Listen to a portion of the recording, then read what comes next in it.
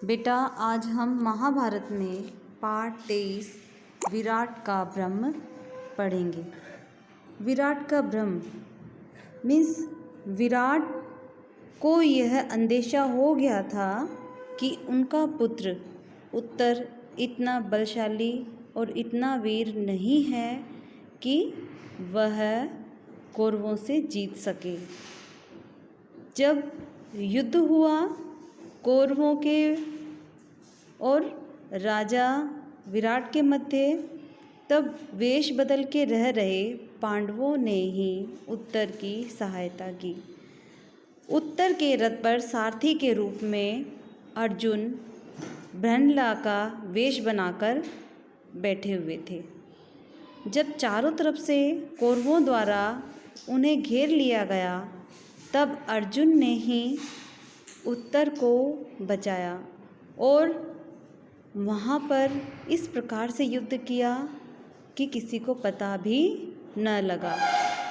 युद्ध समाप्त हो जाने के बाद ही अर्जुन ने धनुष की टंकार व शंखनाद किया, जिसका सीधा सा इशारा उनके 13 वर्ष पूर्ण होने के थे, क्योंकि शर्त के अनुसार अगर 12 वर्ष का वनवास और 1 वर्ष का अज्ञातवास काटने से पहले ही पांडव अगर कौरवों के सामने आ जाते हैं तो उन्हें दोबारा से यह वनवास भोगना होगा। किंतु जब कौरवों का और राजा विराट का युद्ध हो रहा था, तब उन्होंने अपनी अवधि पूरी होने के बाद ही यह शंखनाद किया था। विजय होने के पश्चात वह लौटकर राजा विराट के यहाँ पहुँच गए और विराट को यह अंदेशा बार बार हो रहा था कि मेरा पुत्र इतना वीर नहीं है कि वह कौरवों से जीत सके।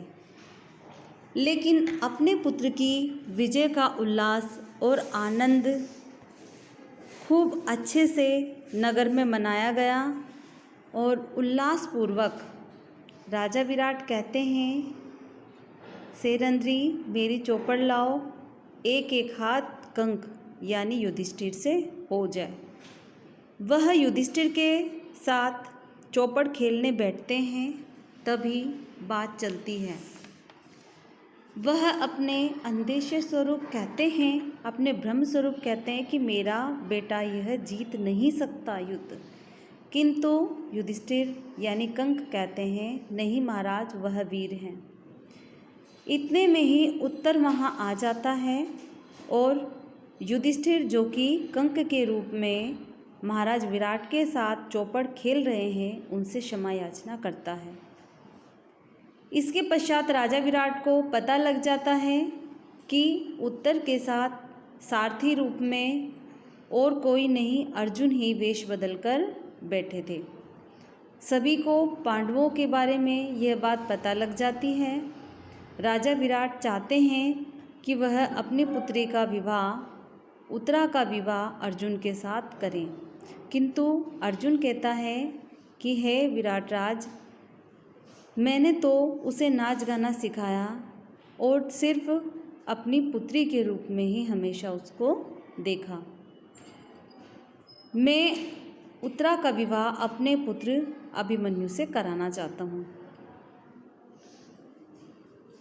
तब राजा विराट ने अपनी पुत्री उत्तरा का विवाह अभिमन्यु के साथ करा दिया और इस प्रकार 13 वर्ष की अवधि पूर्ण होने के साथ ही पांडव वहाँ से चले आए। बेटा पाठ 24 है मंत्रणा। 13वां वर्ष पूरा होने पर पांडव विराट की राजधानी छोड़कर विराट के ही राज्य में उपलव्य नाम का नगर था बेटा, वहाँ पर उसी में जाकर रहने लगे। अज्ञातवास की अवधि पूरी हो चुकी थी, इसीलिए पांचों भाई प्रकट रूप में यानी जो उनका सही रूप था पांडव रूप में रहने लगे। भाई बलराम, अर्जुन की पत्नी सुभद्रा तथा पुत्र अभिमन्यु और यदुवंश के कई वीरों को लेकर श्री कृष्ण उपलव्य नगर में पहुंचते हैं। आपको ध्यान होना चाहिए, और ये इंटरनल क्वेश्चन भी है, उपलव्य नगर कहाँ था? उपलव्य नगर विराट राज के ही राज्य में स्थित था। तो श्री कृष्ण वहाँ पहुँचते हैं। इंद्रसेन आदि राजा अपने अपने रथों पर चढ़कर उपलव्य आ पहुँचे। काशीराज और वीरशैव्य भी अपनी 2 अक्षौहिणी सेना के साथ आकर युधिष्ठिर के नगर में पहुँच गए। पांचाल राज द्रुपद 3 अक्षौहिणी सेना लाए।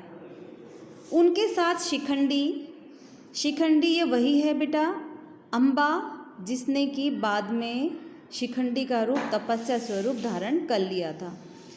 तो उनके साथ शिखंडी, द्रौपदी का भाई धृष्टद्युम्न, ये इंटरनल क्वेश्चन है। द्रौपदी के भाई का नाम क्या है? धृष्टद्युम्न।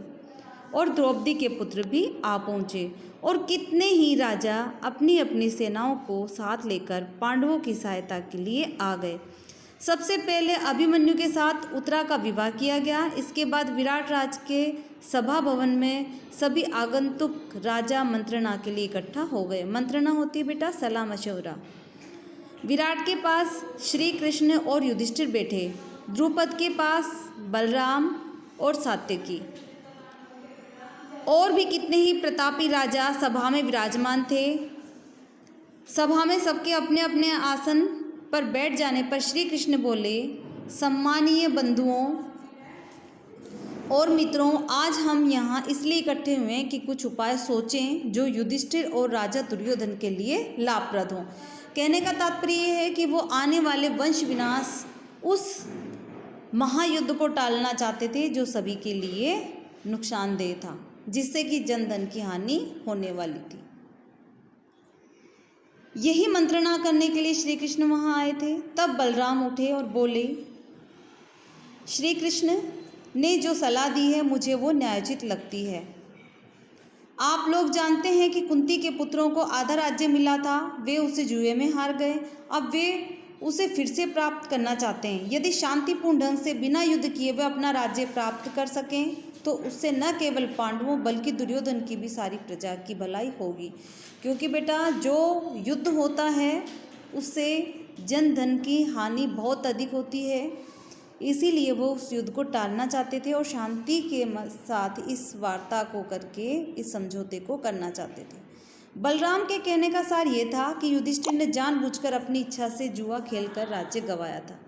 उनकी इन बातों से यदुकुल का वीर और पांडवों का हितैषी सात्यकी आग बबूला हो उठा। उससे न रहा गया। वह कहने लगा, बलराम जी की बातें मुझे जरा भी न्यायोचित नहीं मालूम होती। युधिष्ठिर को आग्रह करके जुआ खेलने पर विवश किया गया और खेल में कपट से हराया गया था।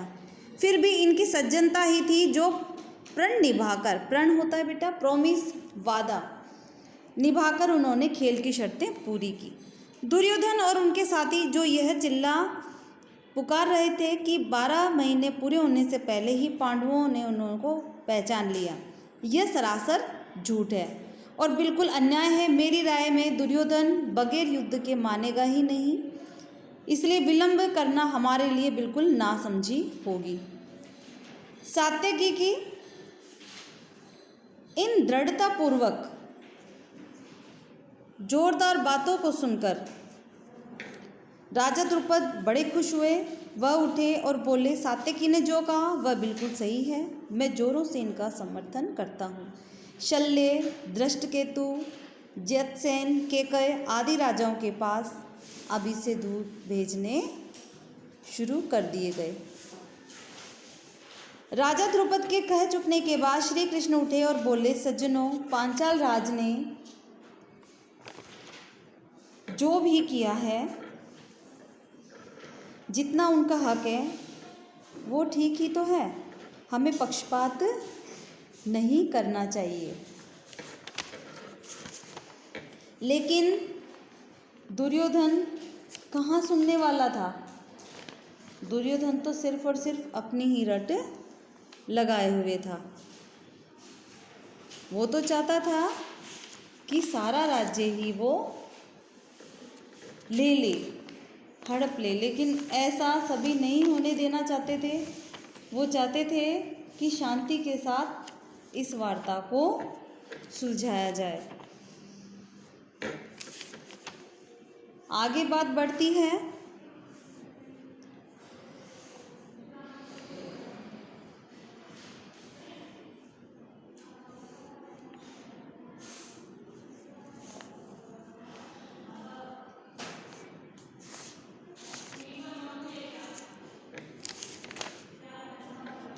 द्रुपद की ओर देखकर द्रुपद राज कहते हैं, आप सभी राजाओं में श्रेष्ठ हैं, बुद्धि एवं आयु में बड़े हैं, हमारे लिए तो आप आचार्य के समान हैं।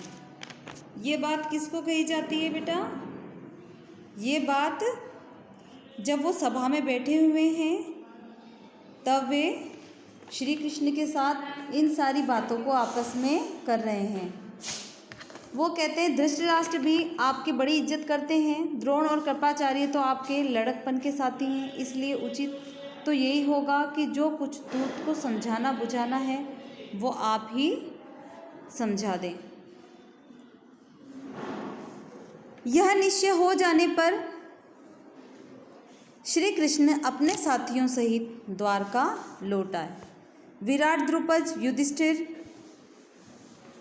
आदि युद्ध की तैयारी करने में लग गए। चारों ओर दूत भेजे गए। सब मित्र राजाओं को सेना इकट्ठी करने का संदेश भेजा गया। पांडवों के पक्ष में राजा लोग अपनी अपनी सेना सज्जित करने लगे। इस प्रकार जो सभा थी उसमें कोई उसका हल नहीं निकला और युद्ध की तैयारियां शुरू हो गई। शांति चर्चा के लिए हस्तिनापुर को दूत भेजने के बाद पांडव और उनके मित्र राजागण जोर से युद्ध की तैयारी करने में जुट गए। श्री कृष्ण के पास अर्जुन स्वयं आ पहुंचा। इधर दुर्योधन को भी इस बात की खबर मिल गई कि उत्तरा के विवाह से निवृत्त होकर श्री कृष्ण द्वारका लौट गए हैं, सो वह भी द्वारका रवाना हो गए। अतः इस प्रकार हर तरह की कोशिश प्रयास करने के बाद भी कोई हल न निकला और श्री कृष्ण के समझाने के बाद भी दुर्योधन नहीं माने। श्री कृष्ण बोले, राजन आप पहले पहुँचे जरूर, लेकिन मैं तो पहले अर्जुन को ही देखा था, मेरी निगाह तो दोनों के लिए ही बराबर है। ये बात श्री कृष्ण दुर्योधन और किससे कह रहे थे? पांडवों से। वो कहते हैं, मैं दोनों की सहायता करूँगा और सहायता किस प्रकार चाहिए ये तुम ही निश्चय करके मुझे बताओगे। पांडवों और कौरवों को इस बात की आज़ादी दी गई कि वो जिस प्रकार भी अर्जुन और पांडव जिस प्रकार भी श्री कृष्ण से सहायता लेना चाहते हैं वो लें। दुर्योधन ने श्री कृष्ण से सेनाओं का बल और अक्षौहिणी सेनाओं की शक्तियाँ मांगी, किंतु अर्जुन ने श्री कृष्ण से कहा कि हे श्री कृष्ण, हमें तो सिर्फ आपका आशीर्वाद और आपका साथ ही चाहिए। अब दुर्योधन के आनंद की सीमा न रही, क्योंकि उनको लाखों वीरों वाली भारी भरकम सेना सहज ही श्री कृष्ण से मिल गई थी। इस प्रकार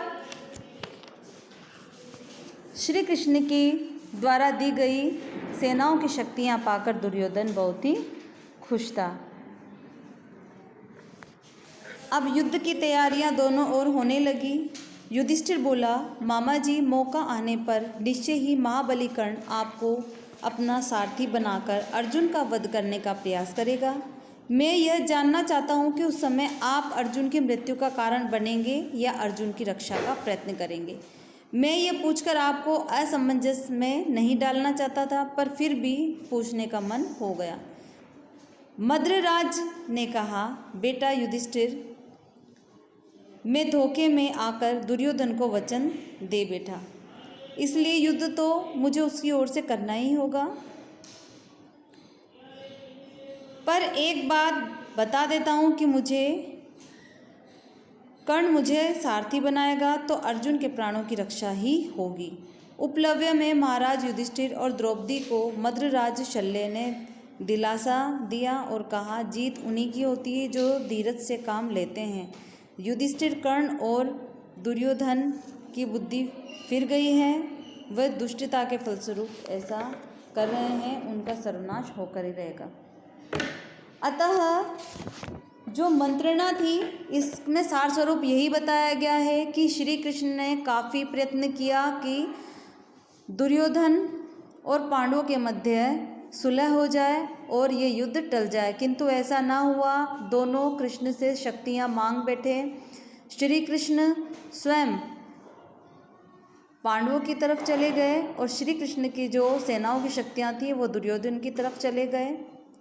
इस प्रकार दोनों की तरफ महान महारथी अलग अलग रूप में सहायता कर रहे थे, किंतु अंततः जो कुचाल थी, जो कुचक्र था दुर्योधन का, वह अंततः युद्ध के कगार पर ले ही जाता है।